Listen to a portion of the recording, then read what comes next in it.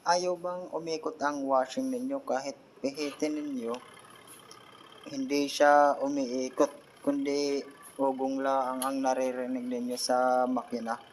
So, for today's video guys, ituturo ko sa inyo kung paano ayusin ang washing na hindi umiikot. So, i-try natin kung may lumalabas na voltahe. Ilagay natin sa sa AC.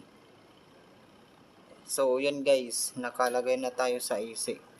Check natin kung may current bang lumalabas.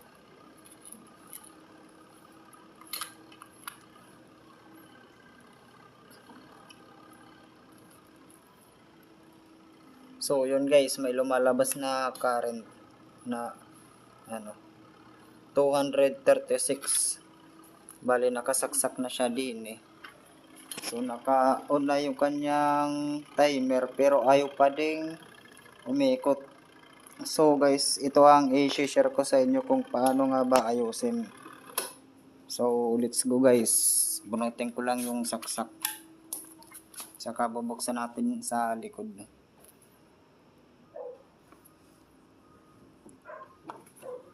So, yun guys. Bali, na-repair na kasi to. Kasi ano na yung kanyang titingnan natin kung bakit ayaw siyang umikot.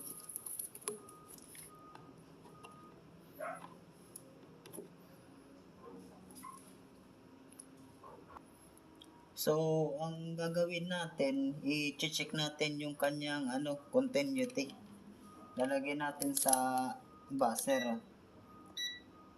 Yun.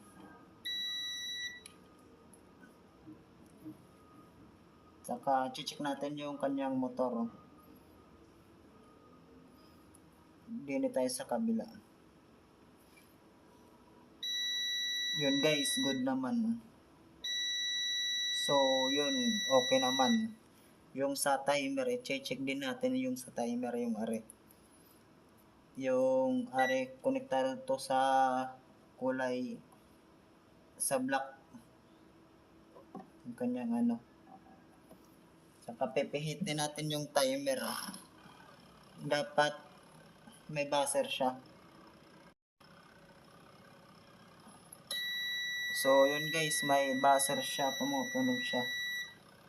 Saka are naman, antayin natin na yung kanyang timer. So, good naman yung motor, pati yung kanyang spin timer. So, ang i-check natin yung kanyang capacitor na naman. So, are yung kanyang capacitor. So, guys, titingnan natin yung microfarad kung sakto pa. Kasi ang nakalagay din 7.5 UF. So, ilalagay natin sa microfarad. Kung sakto pa ba. So, yun guys. 6.86 microfarad. So, medyo mahina na yung capacitor natin. So, yun guys, ang gagawin natin, babalik natin ulit.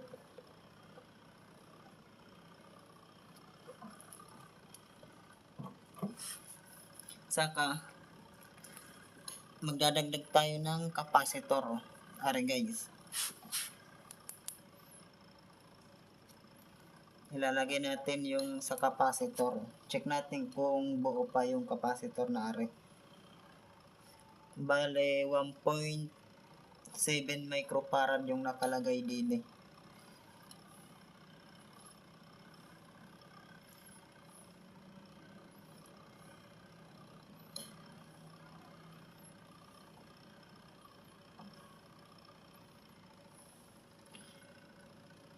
So, yun guys. Okay pa guys. Yung kanyang microfarad.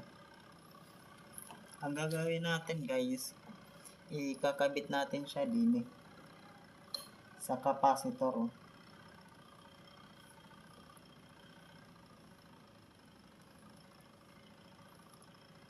Anahin ko lang. So, ikakabit natin din guys. Are yung dalawang are, yung kulay red, saka kulay blue. Yan ang wiring ng capacitor.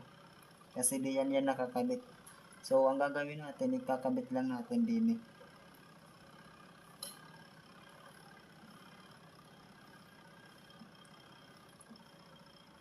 So, yun guys, na ikabit ko na. Para yung kanyang wiring. Ang gagawin natin, babalutan natin ng electric tape. Kung goods na ba.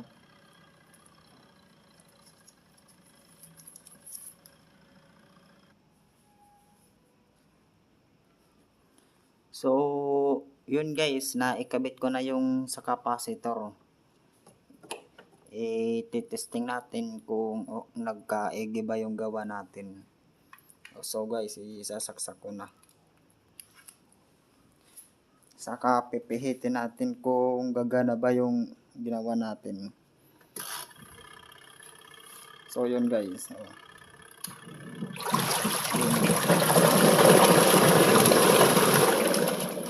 So yun guys, okay na, malakas.